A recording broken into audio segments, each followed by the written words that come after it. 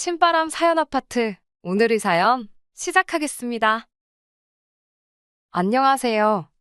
결혼한 지 1년도 안 돼서 주제 파악도 못하는 게 자기가 갑인 줄 알고 갑질하던 남편 얼굴에 이혼장 집어던져버린 30대 초반의 여자입니다. 장모님은 자기의 두 번째 어머니나 다름없다며 세상 온갖 사력 있고 마음 씀씀이 좋은 사람인 척은 다 하더니 그 본심을 드러내는 데는 단 6개월도 걸리지 않았어요. 어릴 적부터 집안 형편이 썩 좋은 편은 아니었습니다. 거기에 제가 대학 재학 중에 지병으로 병원 들락날락 하시던 아버지가 돌아가시면서부터 원하지는 않았지만 제가 집안의 실질적인 가장이 되어야만 했어요. 그래도 그나마 다행인 건 작은 빌라이긴 하지만 어머니 명의로 남겨져 있는 게 있다는 거였습니다. 대학 졸업하자마자 취직 준비하는 시간도 아까워 부르는 회사 중에 그나마 가장 조건이 좋은 회사로 들어가야 했네요. 하지만 급하게 들어간 회사치고 대우도 괜찮고 조건도 좋은데다가 이제 연차까지 쌓이고 하니 월급도 괜찮은 편이라서 처음 가장 역할을 하게 되었을 때보단 많이 힘들지가 않네요. 처음에는 생활비 대랴 동생 학비에 제 학자금 대출까지 갚느냐 아주 허리가 휘는 줄 알았거든요. 그런데 동생도 이제 졸업해서 지방에 있는 회사지만 연봉 높은 회사로 들어가서 일을 하게 되었고, 그러면서 저랑 생활비 반반해서 같이 내기 시작했어요. 동생 취직하고부터는 저도 연봉이 조금씩 오르기 시작했고, 그때부터는 돈이 꽤나 모이기 시작하더라고요. 아버지처럼 지병이 있던 건 아니지만, 저희 어머니가 몸도 약하고 체력도 많이 안 좋은 편이세요. 그래서 제가 가장 노릇을 해야 했었지만, 그렇다고 어머니도 집에 가만 계셨던 건 아니었습니다. 적당히 당신이 힘이 닿는 한에서 동네 가게들 돌아다니며 소일거리들 받아다가 가게에 보탬을 하셨고요. 하지만 어머니 건강이 날이 갈수록 안 좋아지시는 바람에 동생이 취직한 후부터는 일을 쉬고 계세요. 그래도 아는 지인분들이 일손이 필요한 일이 있으면 어머니가 가서 도와주러 다녀오시긴 하셨고요. 그래도 온 가족이 힘을 합치고 나니 자리가 잡히고 나서부터 4년이 지난 시점에 겨우겨우 재개발에 들어가는 아파트를 분양받을 수 있었습니다. 남편과 연애는 그때쯤부터 시작하게 되었어요.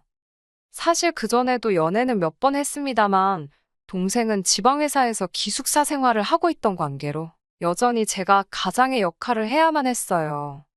그렇다 보니 노후 준비가 안 된 홀어머니 모시고 살고 있는 제가 당시 연애 상대들한테는 결혼까지 이어지기에는 부담스러운 부분이 있었던 건지 항상 끝이 좋지는 않았습니다. 동생이 취직 후에 보태주는 생활비까지 보태면 어머니 혼자 지내시기에 큰 지장은 없었겠지만 아무래도 어머니가 건강이 계속 안 좋아지시고 하다 보니 제가 따로 떨어져 나오기엔 힘든 부분이 있었어요.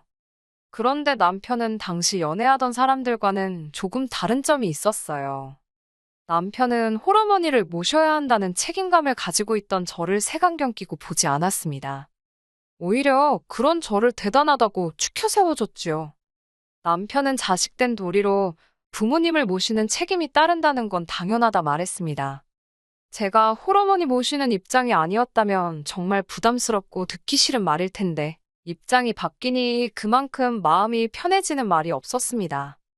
물론 남편의 의중에는 나중에 시부모님을 책임져야 할 상황이 오면 시부모님과의 합가는 선택이 아니라 필수라는 말을 하는 거나 마찬가지였습니다.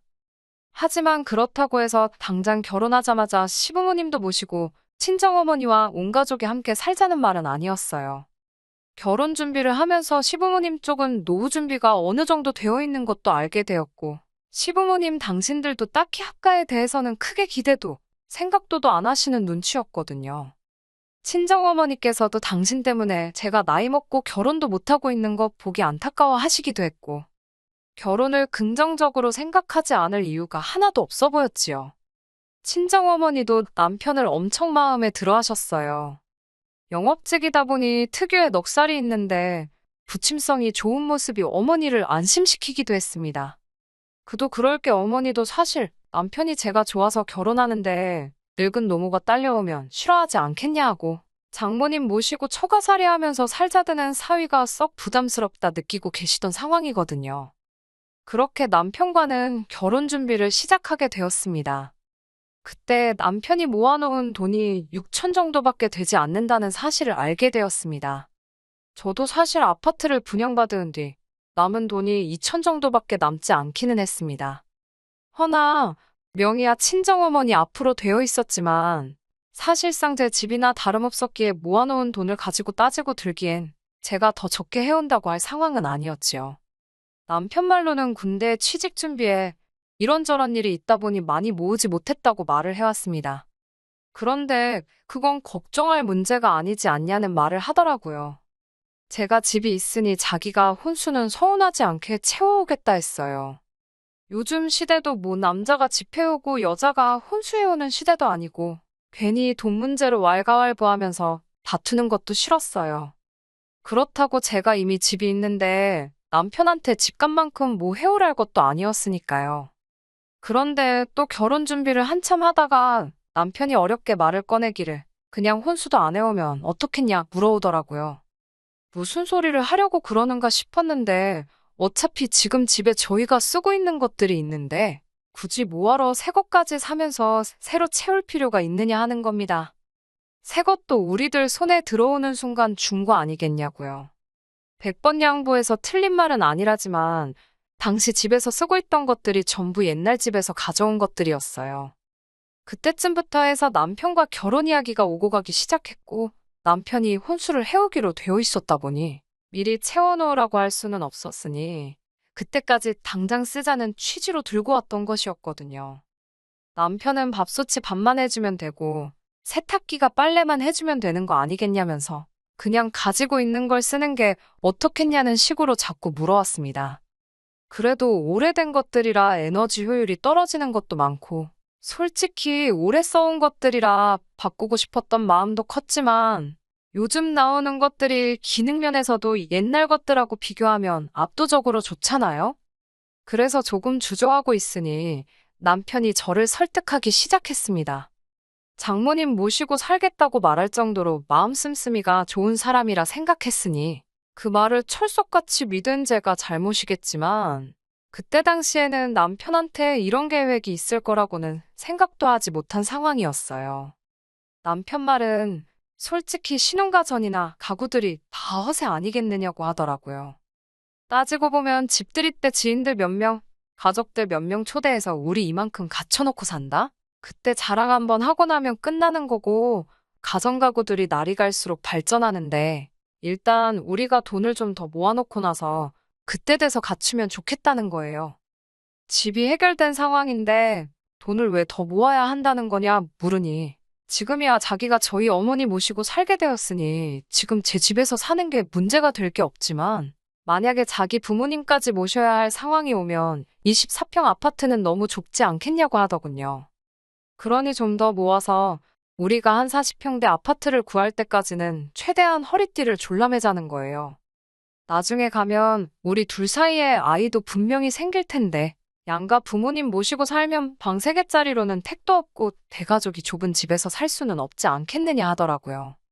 시부모님이 결혼할 당시에도 합가할 생각은 전혀 없던 것처럼 말씀하긴 하셨고 설령 실제로 그렇게 된다 해도 좀 더 훗날의 이야기라 생각했지만 어느 정도 미리 준비를 해놓고 싶어서 그러는 거라 생각했어요. 지금 제 연봉과 자기 연봉을 합친다면 못해도 1년에 6천 이상은 저축할 수 있다고. 거기에 제 동생이 어머님 생활비도 조금 보태주고 하고 있으니 그것까지 생각하면 7천, 8천도 모을 수 있다는 거죠. 그렇게 4년, 5년만 고생하면 서울에는 무리겠지만 지금 제 집까지 정리해서 신도시 쪽에 40평대 신축 아파트에 들어갈 수 있지 않겠냐고 하는 게 남편의 계획이었습니다. 솔직히 듣고 보니 그럴싸하긴 했는데 1년에 그 정도 모을 계획이면 가정가구 새 거로 바꾸는 게 그렇게 무리가 될 거라고는 생각이 들지 않았거든요. 그런데 그때는 그 말이 일리가 있다 싶어서 당장 필요한 몇 가지만 하는 걸로 결정하게 되었습니다. 그리고 축복 속에 저희는 결혼식을 올리게 되었습니다. 신혼 초반에는 남편이 집에서 정말 잘했어요. 말씀드렸던 것처럼 장모님은 자기의 두 번째 어머니나 마찬가지라면서 어머니 하면서 잘했거든요. 그런데 결혼 반년 만에 조금씩 본 모습을 보이기 시작했어요. 하루는 퇴근하고 오니까 저희가 옷방 겸 창고같이 쓰고 있는 방에 있는 짐을 저한테 말도 없이 빼서 정리하고 있더라고요. 저는 난데없이 대청소라도 하려고 하나 싶었는데 방에 들어가 보니 접이식 침대며 어디서 얻어온 건지 책상에 의자까지 해서 방처럼 꾸며놓았더라고요. 무슨 일로 저러나 싶었는데 남편이 말도 없이 한다는 소리가 신우가 자취방 계약이 끝나는데 2달 정도만 지낼 곳이 필요하다 해서 새로 계약할 거 없이 이리 오라고 했다는 겁니다. 이때 제가 어떤 표정을 짓고 있었는진 모르겠는데 남편이 저를 살피며 표정이 왜 그러냐며 혹시 자기가 하면 안 되는 짓을 한 거냐 묻는 겁니다. 사실 이때 어떻게 나와야 할지 살짝 고민이 됐어요. 남편 말대로 단지 2달뿐인데 남편이 저희 어머니한테 잘하는 것도 있기에 저도 당연히 시가족에게 남편이 하는 만큼은 해야 하는 게 맞지 않나 하는 생각이 살짝 들었거든요. 2달이란 기간이 길어봐야 얼마나 길겠냐 싶기도 하고 괜히 그것 때문에 보증금에 방구하러 다니고 그렇게 고생시키는 것보다 잠깐 와서 지내게 하는 게 더 낫겠다 싶었어요. 그렇게 신우가 잠깐 저희 집에 와서 살게 되었습니다. 처음 몇 일 동안은 제가 괜한 걱정을 했나 싶을 정도로 신우가 집에 거의 들어오지 않았어요. 아마 졸업한다 뭐다 하면서 친구들이랑 놀러 다니기 바쁘구나 싶었던 것 같아요. 퇴근하고 오면 숙취 때문에 그런 건지 방에서 나오지도 않고 있고요. 신우도 신우 나름대로 눈치를 보는 건지 싶어서 강제로 나오라고 하지도 않았고 그렇게 2달이 금방 흘러가겠구나 하고 안심하고 있었습니다. 아무튼 친정어머니랑 같이 살면서 저희가 맞벌이를 하고 있다 보니 어머니께서 집안일을 대부분 도와주셨어요. 그런데 하루는 또 술 마시고 놀러 나간 신우를 제외하고 저희 식구들끼리 저녁 식사를 하고 있는데 알 수 없는 소리를 꺼내더군요. 장모님은 해도 해도 너무한다고 하면서 어떻게 식사 준비할 때 국을 한 번을 안 해주실 수가 있냐며 결혼 반년 만에 처음 반찬 투정을 하기 시작하더군요. 집마다 먹는 게 다르긴 하지만 일단 저희 가족은 식사할 때 국을 잘 안 먹어요. 탕 종류나 찌개는 근근히 먹는 편인데 매 끼니마다 무조건 국물이 있어야 하지는 않아요. 아버지 건강이 안 좋아졌을 때부터 병원에서 일단 국물 요리는 조금 줄이면 좋겠다는 이야기를 하도 들었어서 그게 버릇이 돼서 저희도 덩달아 국을 아예 안 먹게 되었거든요. 국이 없다고 해서 식사를 부실하게 주시는 것도 아니고 저희 출근하면 힘써야 한다고 아침밥까지 차려주시는 데다가 여지껏 국 없이도 잘만 먹어놓고선 저희 때문에 고생하신다는 말은 못할 망정 저희 어머니가 잘못하고 있는 것 마냥 말하니 어이가 없더라고요. 어머니께서 그런데 아무 말도 못하고 계시길래 보다 못한 제가 남편한테 여태까지 잘만 먹다가 왜 난데없이 국말 타령을 하느냐 물었더니 남편이 당당하게 하는 소리가 더 어이가 없었습니다. 다른 사람도 아니고 내 동생이 매일같이 저렇게 숙취로 고생하는데 해장국 하나 있으면 얼마나 시원하겠냐고 하는 겁니다. 지가 무슨 얼토당토하는 소리를 하고 있는 건 아는지 저게 제정신으로 하는 소린가 싶었네요. 지 동생이 매일같이 술독에 빠져 사는 게 뭐가 자랑이라고. 장모님한테 술 퍼마시고 정신 못 차리는 동생 회장까지 책임져 달라는 게 할 소리인가요? 애초에 신우가 저희 가족들한테 살갑게 굴면 생각이나마 해볼 만한 문제겠지만 낯을 가린다고 그러는 건지 뭐 때문인지 집에 있으면 방문 틀어막고는 코빼기도 안 비추고 누가 집에 들어오든 나와볼 생각도 안 했거든요. 집에서 식사도 남편이 동생 좋아한다고 피자나 치킨 같은 거 시켜주지 않으면 집밥은 입에도 안 되는 게 신우였어요. 그런데 뭐가 이쁘다고 그걸 챙겨주라고 하는가 싶어서 신우 속 버리는 게 그렇게 걱정되면 그냥 아파트 밖에만 나가도 해장국집이 한두 개가 아니니 포장을 해다 주던지 돈 10,000원 쥐어주고 먹고 오라고 하면 되는 거 아니냐 했지요. 남편은 제 말에 분위기 파악도 안 하고 우리 돈 모은다고 긴축하고 있는 거 아니냐. 거기에 밖에서 사 먹는 게 말이 해장국이지. 그거 다 조미료 덩어리라서 속을 더 버려놓을 거 아니냐고 따져묻더군요. 그 말에 저도 신우가 해장국을 먹고 싶으면 알아서 먹게 내버려두고 아님 말라고 했어요. 한 번만 더 밥상머리 앞에서 반찬 투정하고 헛소리하면 그때부턴 사이좋게 신우랑 나가서 사 먹게 밥도 안 주겠다고 딱 잘라 말했습니다. 남편은 그날부터 한 3일 정도는 입이 대빨 나와서 시위한다고 밥 먹으라고 해도 아침 먹으면 속이 부대낀다니 회사에서 먹고 왔다느니 하면서 밥도 안 먹고 대화도 피하더군요. 상대를 안 해줬더니 누가 손해인지는 아는 건지 은근슬쩍 아무 일도 없던 척 행동하더라고요. 장모님은 두 번째 어머니라더니 진짜 가족 앞에서는 남보다도 못한 소리를 하는 모습에 적잖이 실망을 했는데 그 일이 있고 나서 얼마 지나지 않은 어느 날이었습니다. 오랜만에 칼퇴를 해서 집에 들어왔는데 현관문 비밀번호를 누르려는데 집 밖까지 신우가 고래고래 소리를 지르는 소리가 들리더라고요. 무슨 일인가 해서 급하게 문을 열고 들어갔는데 신우가 블라우스 하나를 들고 저희 어머니한테 큰 소리를 치고 있던 겁니다. 신우한테 저희 어머니가 사돈어른인 것까지 떠나서 그냥 모르는 사이로 만났어도 어른인데 아줌마 아줌마 거리면서 소리를 치는 모습을 보니 묻고 따질 것도 없이 저도 모르게 신우의 뺨을 올려붙여버리고 말았어요. 자초지종도 모른 채 저도 감정적인 부분이 있었지만 다른 사람도 아니고 제 어머니한테 버르장머리였게 구는데 그게 신우가 아니라 그 누구였어도 똑같이 행동했을 겁니다. 신우는 얼굴을 부여잡더니 오빠 오면 다 죽었어 성질을 부리며 방문을 부서져라 닫고 들어가더군요. 어머니도 많이 놀라셔서 냉수 한 잔 가져다 드리고 잠깐 상황을 정리하고 있는데 얼마 안 있어서 남편이 퇴근하고 들어왔어요. 남편 또한 무슨 상황인지 알아볼 생각도 없이 저한테 어떻게 내 동생 뺨을 때릴 수가 있냐며 문 열고 들어오자마자 다짜고짜 저한테 성질을 부리기 시작했습니다. 네 동생이 어땠는지 아느냐며 아예 온 가족이 다 모여 있으니까 한 번 삼자되면 해보자고 방으로 기어 들어간 신우를 나오라 했습니다. 신우도 지 오빠가 와서 그런가 기세가 등등해서 그제서야 방에서 기어 나오더라고요.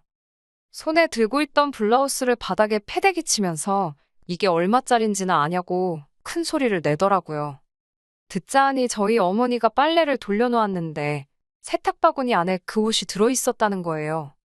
세탁바구니에 처박아둔 걸 친정어머니가 무슨 가사도우미 분도 아닌데 그걸 확인하고 분류해서 옷이 안 상하게 잘 돌렸어야 했던 거 아니냐며 자기 옷 망가진 거 어쩔 거냐며 그걸 변상하라고 하고 있는 겁니다. 저게 사람인가 싶더라고요. 그 말이 끝나자마자 저도 모르게 또 신우를 한 대 때릴 뻔했어요. 남편도 자초지종을 듣고는 어떻게 신우 편을 들어줄 수가 없었던 건지 제가 신우뺨을 올려붙인 걸 가지고 걸고 넘어지는 겁니다. 더는 안 되겠다 싶어서 두 달이면 금방 지나갈 줄 알았고 신우가 이렇게 되먹지 못한 개념 없는 사람인 줄 몰랐다고 그냥 이 집에서 나가라고 했습니다. 그러니 신우가 자기가 가길 어딜 가냐면서 우리 오빠 집이니까 나가고 싶으면 우리들이 나가라는 말도 안 되는 소리를 하더라고요. 그래서 신우한테 이 집이 누구 집인지나 아냐고 버럭 소리쳤어요. 남편도 도를 넘어선 신우의 행동에 신우 편을 들지 못하니 결국 신우는 짐을 싸서 집에서 쫓겨나게 되었습니다. 신우는 끝까지 사과 한마디 없이 욕짓거리만 계속하면서 끝까지 더러운 꼴을 보이고 나갔고요. 남편은 인간도 못 되는 신우라도 지 동생이니 걱정이 되었는지 따라 나가더라고요. 그리고는 어디 지낼 곳을 구해준 건지 새벽이 다 돼서야 집에 들어왔는데 자기도 할 말이 없는지 제 눈치만 보고 있더군요. 그리고 그날 자고 있는 저를 깨워서 남편이 긴히 상의할 일이 있다고 하는 겁니다. 솔직히 자기는 너무 충격적이었다고 하면서 신우가 잘못한 거 100번 인정하지만 신우 앞에서 우리 집을 장모님 집이라고 말하는 게 그렇게 충격적이었다 하는 겁니다. 그러면서 공동명의 이야기를 꺼내더군요. 하루라도 빨리 장모님 명의로 돼 있는 거 우리 이름으로 돌려놓는 게 맞지 않겠냐 하는 거예요. 이제 신우도 이 집 명의가 어떻게 되어 있는지 알았으니 시부모님 생각에 자기 아들이 처가살이 하면서 맘고생하는 걸로 오해할까봐 무섭다는 거예요. 따지고 보면 우리가 오갈곳없는 장모님 모셔주고 살고 있는 거나 마찬가지 아니겠냐고. 자기가 이 정도 희생을 하는데 공동명의를 요구하는 게 못할 건 아니라대요. 그리고 장모님도 오늘 일 잘한 거 없다면서 일하지 않는 자 먹지도 말라는 소리 못 들어봤냐며 장모님이 집안일을 해주는 건 당연한 거랍니다. 그리고 어머니가 실수를 한 게 맞으니 거기서는 신우를 쫓아낼 게 아니라 오해를 풀고 좋게 넘어갔어야 하는 거라며 얼토당토하는 헛소리를 하길래 너도 엄마 집에서 쫓겨나고 싶냐고 한마디 해줬네요. 며칠 지나고 나서야 시누이를 들은 시부모님한테서 전화가 와서는 자식 교육 잘못시킨 당신들 잘못이라며 저희 어머니한테 거의 사죄하듯 사과를 해왔어요. 그 와중에도 신우는 사과 한마디 없었고요. 하지만 시부모님의 이런 노력에도 불구하고 남편과는 사이가 완전히 틀어져 버리게 되었습니다. 남편은 신우가 쓰던 방으로 들어가 각방을 쓰기 시작했는데 제가 무슨 좋은 꼴을 보겠다고? 그날 진작에 끝내버렸으면 좋았을 것을 무슨 꼴을 더 보려고 2달을 더 버티고 있었네요. 시부모님도 신우나 남편이 말도 안 되는 소리에 잘못한 거 인지하고 계셨고 각방을 쓰기 시작했지만 시부모님이 그렇다는데 남편도 곧 저한테 사과를 해올 줄 알고 그냥 좋은 게 좋은 거라 생각해 보려고 했었거든요. 그 와중에 친정어머니는 괜히 모시고 산다고 해서 눈치도 없이 같이 살기 시작했다며 그냥 월세라도 구해 나가서 혼자 살 걸 그랬다며 자책을 하셨어요. 그렇게 2달간 집안 분위기는 살벌했고 남편과는 서로 말 한마디 주고받지 않은 채 위태위태하게 살고 있었습니다. 시어머니는 거의 매일같이 전화하셔서 저랑 남편 사이가 나아지고 있는지 저한테 계속 물어오셨어요. 그렇게 궁금하시면 아들한테 물어봤으면 되었을 텐데 아들 눈치 본다고 저한테 매번 전화를 했습니다. 시어머니 생신이 얼마 남지 않았던 터라 시어머니도 저희가 혹시 안 올까봐 전전긍긍하셨고 하루빨리 화해를 하기를 바라셨던 것 같네요. 그래도 남편하고 잘 풀 수 있게 노력하시는 것도 있고 해서 회사에 반차를 내고 시어머니 선물이라도 적당한 거 하나 사가야겠다 싶어 집에 일찍 들어왔습니다. 그런데 집에 들어가자마자 저는 할 말을 잃어버렸어요. 얼마나 오래 끓인 건지 집안 유리창에 물방울이 맺힐 정도로 어머니께서는 불 앞에 서서 속꼬리로 공국을 우리고 계셨거든요. 국도 거의 안 먹는 데다가 남편 저렇게 된 이후로는 집에서 식사도 거의 안 하고 있는데 뭐 하시는 거냐 물으니 어머니께서 우물쭈물 말을 못하고 계시는 거예요. 하지만 이미 저한테 다 보인 걸 어쩌겠어요. 어머니께서는 제가 남편하고 화해했으면 싶어서 곧 오는 시모 생일에 맞춰서 준비했다고 하는 겁니다. 그런데 좀 석연치 않은 게 있었어요. 속꼬리가 한 푼 두 푼 하는 것도 아니고 어머니 생활비는 제 카드로 사용하고 있기 때문에 뭔가를 사셨다면 그 내역을 제가 다 알고 있었거든요. 그런데 속꼬리는 결제를 한 기억이 없었으니 말이죠. 그리고 저는 모든 사건의 전말을 알게 되었습니다. 남편이었네요. 남편이 저희 어머니를 시켜서 시모 생신날 가져다 드릴 테니 공국 좀 우려달라 했답니다. 그러면 저랑 화해도 생각해보겠다는 조건까지 붙여가며 말이지요. 어머니는 저랑 남편이 각방을 쓰게 된 부분에 있어서 당신 혼자 책임감을 느끼시던 게 있어서 저한테는 말 한마디 하지 않고 남편이 원하는 대로 준비를 시작했던 거고요. 장모님은 2번째 어머니라더니 장모님 생신은 집 앞 빵집에서 사온 케이크 하나로 대충 때우고 지 엄마 생일에는 2번째 어머니를 시켜서 꼬리공국을 고아놓으라 시켰던 거예요. 이미 이때 저는 이혼을 하겠다 결심을 했습니다. 그 자리에서 남편 불러 짐 싸서 내보내는 방법도 있었겠지만 그냥 그렇게 끝내자니 좀 억울한가 싶기도 했어요. 어머니가 끓이던 공국은 따로 다른 곳에 두고 마트에서 사골육수 파는 걸 사와서는 들통에 잔뜩 담아놓았습니다. 그리고 시모 생일 당일까지 저는 아무것도 모르는 척 하고 있었지요. 어머니한테도 그냥 이혼할 거니 더는 상관마시라 말해놓았던 터라 아무 말도 따로 하지 않고 계셨습니다. 남편도 해놓은 말이 있으니 그간 각방 쓰며 한마디도 없더니 저한테 은근슬쩍 말도 붙이고 하더군요. 혼자 즐겁게 떠들고 있어라 했습니다. 그리고 다다음 날 시모 생일을 위해 남편과 같이 시댁으로 향하게 되었습니다. 남편은 제가 알 리가 없다고 생각했는지 아는 분이 어머니 생신이라고 꼬리를 고아다 주셨다는 거짓말을 하며 들통을 챙기더라고요. 조금만 더 하면서 꾹꾹 눌러 참았습니다. 그리고 시댁에 도착했지요. 시어머니도 겉으로 보기에는 저랑 남편이 같이 온 거에 대해서 많이 안심을 한 것처럼 보이더군요. 신우는 결국 취직 못하고 본가로 돌아와 시댁에서 같이 지내고 있던 상황이었고요. 그 싸가지는 어디 안 가는 건지 저를 본척만척 눈으로만 흘기고 지나가더군요. 남편이 시모한테 생신 축하드린다며 아양을 떨고는 아는 분이 엄마 되시라고 속골이 고아주셨다며 너스레를 떨길래 때는 이때다 싶어서 제가 대신 들고 있던 들통을 시가족들 보는 앞에서 남편을 향해서 힘껏 끼얹었습니다. 들통이 꽉 찰 만큼 들어있었으니 남편이 사골육수로 샤워를 하는 건 물론이고 집이 당장에 고기 부스러기부터 기름들로 개판이 돼버렸지요. 남편이 이게 뭐 하는 짓이냐며 소리를 지르길래 네 아는 분이 혹시 장모님 아니냐고 하면서 시모 앞에 남편이 장모님을 아주 식모로 알고 부려먹으려던 계획을 전부 다 말해줬습니다. 어떻게 알았냐는 눈치로 남편은 사골육수를 뒤집어 쓴 채로 아주 허우적거리면서 있는데 속이 다 후련하더라고요. 시모는 자초지종을 듣더니 암만 집이 개판이 되고 아들이 그런 꼴을 당해도 뭐라 말도 못하고 있었고요.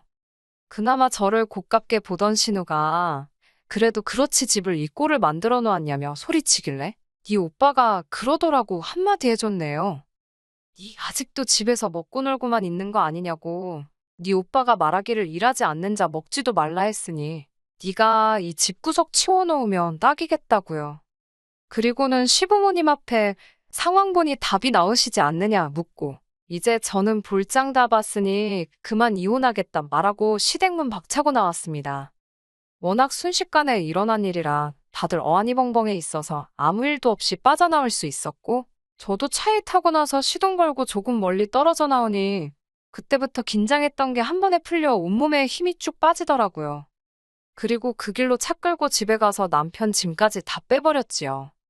솔직히 이 집에 남편 돈 들어간 거 단 하나도 없었기에 정리하는 건 하나도 어려운 일이 아니었습니다. 택시를 타고 급하게 쫓아온 건지 머리에 고기 건더기가 말라붙어 있는 채로 남편이 집까지 와서는 자기가 다 미안하다고 하면서 처가살이 한다는 자격지심에 그랬다는 되도 않는 소리로 용서를 구하더군요. 더 볼 것도 없었습니다. 이미 마음 고친 지가 오랜데 그런 사과 몇 마디 듣는다고 풀어질 제 마음도 아니었고요. 남편은 용서를 구하는 척 미안하다 빌기 시작하다가 생각대로 안 되니 사골국물 들이부은 것, 신우뺨 올려붙였던 것 전부 폭행죄가 성립된다니 어쩌니 하면서 저를 고소해버리겠다. 그래서 이혼 소송에서 위자료로 전부 다 뜯어가 버리겠다 큰 소리를 치더라고요. 어디 한번 하고 싶은 대로 해보라고 하고 말았어요. 솔직히 그럴 수도 있겠다 해서 걱정스럽긴 했는데 그 후에 변호사 찾아보고 하니 저한테 불리할 게 하나도 없다 해서 안심했어요. 그 이후에 시부모님은 또 사과를 해왔습니다. 신우와 일이 있었을 때 했던 것처럼 다 당신이 자식 교육 잘못시킨 탓이니 원망하려거든 자기를 원망하고 남편은 좀 용서해달라 하시길래 됐다 그랬습니다. 시부모님이 정상이면 뭐 하겠어요. 당장 같이 사는 남편이 문제인데 사람 쉽게 안 변한다잖아요. 아들 자식 교육 잘 못 시키셨다고 하셨는데 그래도 자기 가족만 저렇게 최고라고 하는 거 보면 효자로서는 아주 으뜸 아니겠냐고 가족이에 평생 살고 싶은 것 같은데 그냥 품에 끼고 사시라고 대답해드렸네요. 친정어머니는 아직도 당신 때문에 제가 이혼하게 된 것 같다고 하시는데 이게 차라리 나은 것 같아요. 애초에 처가살이 하고 있는 주제 파악도 못하고 장모님을 모셔준다느니 어쩌니 하던 놈이었고 차라리 그 정체를 빨리 밝혀낸 게 다행 아니겠어요? 아니었으면 내 돈으로 시댁까지 호강시킬 뻔했으니 돈 한 푼이라도 시댁에 넘어가기 전에 재빠르게 갈라서 버린 게 말입니다. 동생도 다시 서울에 있는 지사로 파견을 나온다고 하니 다시 예전처럼 새 가족이서 알콩달콩 행복하게 잘 살아야겠네요. 제 결정에 후회가 없고 이제는 다 속이 후련한 이야기입니다. 끝까지 들어주셔서 감사합니다. 오늘의 사연은 여기까지입니다. 구독과 좋아요, 알람 설정 부탁드리고 더 좋은 사연으로 다시 찾아뵙겠습니다. 감사합니다.